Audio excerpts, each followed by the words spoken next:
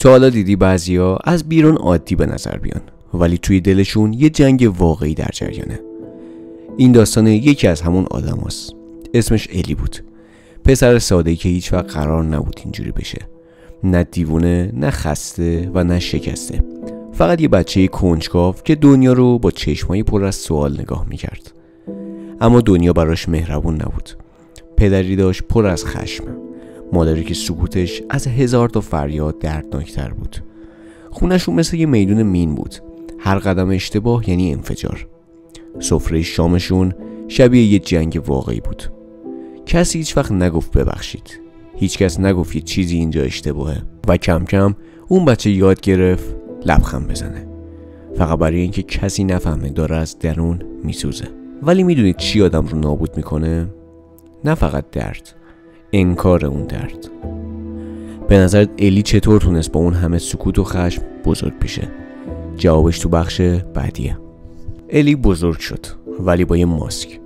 یاد گرفت چطور با بقیه رفتار کنه، چطور بخنده، چطور جذاب به نظر برسه. از بیرون به نظر یه آدم بامزه و اجتماعی بود ولی از توهی. مثل یه خونه بعد آتش سوزی. دیوارها هنوز وایساده بودن ولی روحش رفته بود. اون نقابش یه نقشه بقا بود.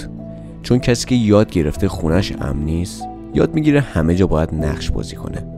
اما این نقش بازی یه بهایی هم داره دیگه. هرچی بیشتر ادا در بیاری کمتر خودت میمونی. کم کم بیخوابی گرفت. دلش همیشه ناآروم بود و حس میکرد یه چیزی سر جاش نیست. رابطه‌هاش چطور؟ همش میترکیدن. یه روز آدما رو پس میزد، روز بعد التماسشون میکرد که نرن. عشق براش شد میدون جنگ. فکر میکنید چه چیزی باعث شد الی دیگه خودش رو نشناسه؟ اگه جواب این سوال رو میخوای لایک ویدیو رو بکوب تا بریم سراغ بخش بعدی. الی یه روز رفت پیش تراپیست. گفت هیچی حس نمیکنم، خواب ندارم، حتی وقتی تو آینه نگاه میکنم خودمو نمیشناسم. تراپیست گفت اضطراب داری، افسردگی هم داری. ولی واقعیت خیلی عمیق‌تر بود. اون فقط زخمی بود.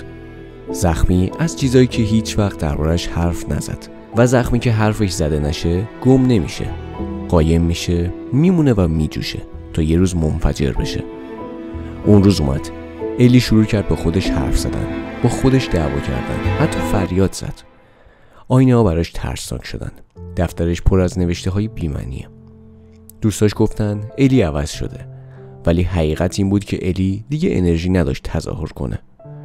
آره، اون دیوونه نشده بود، فقط خسته بود از قوی بودن.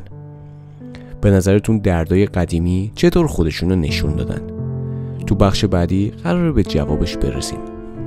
اگه تا اینجای ویدیو اومدی و به محتوای روانشناسی و خودشناسی علاقه‌مندی، این چنل مختص خودته. ما توی این چنل به موضوعات کمتر پرداخته شده ولی خیلی مهم میپردازیم و اگه دنبال اینجور سبک ویدیوها هستی، چنل من رو حتما ساب کن و این کار تنها راه حمایت شما از منه. زنگوله‌شم بزن تا ویدیوهای جدیدمون خبردار شی. وقتی ذهن آدم پر از درد و سکوت میشه، یه جایی میترکه. الی شروع کرد دنبال معنی گشتن تو هر چیزی. تو رادیو، تو نگاه مردم، تو نور لامپ. فکر میکرد دنیا داره باهاش حرف میزنه. ولی در واقع ذهنش فقط داشت سعی میکرد معنا پیدا کنه وسط اون همه هرج و مرج. میدونی دردناکترین قسمت کجاست؟ اون صدایی که توی ذهنش فریاد میزنه تو رو هیچ وقت ندیدن، لطفا نجاتم بده. ولی دنیا آدمای شکسته رو نمیفهمه، فقط ازشون میترسه. الی شد یه هشدار، یه داستان عبرت. اما واقعیت این بود که اون ضعیف نبود، فقط سالها قوی بودن رو زورکی بازی کرده بود. اون چیزی که بقیه اسمشو گذاشتن دیوونگی، در واقع صدای روحش بود که دیگه طاقت سکوت نداشت. فکر می‌کنی چطور ممکنه آدم از وسط اون تاریکی دوباره خودش رو پیدا کنه؟ تو بخش بعدی کامل به این موضوع میپردازیم. پس لایک ویدیو رو اگه تا الان نکوبیدی الان این کار رو بکن. الی یه روز شروع کرد به نوشتن. نه برای درمان، فقط برای اینکه دردش یه جایی بیرون بیاد. مینوشت، خط میزد، دوباره مینوشت. بعضی وقتا فقط یه جمله رو تکرار میکرد.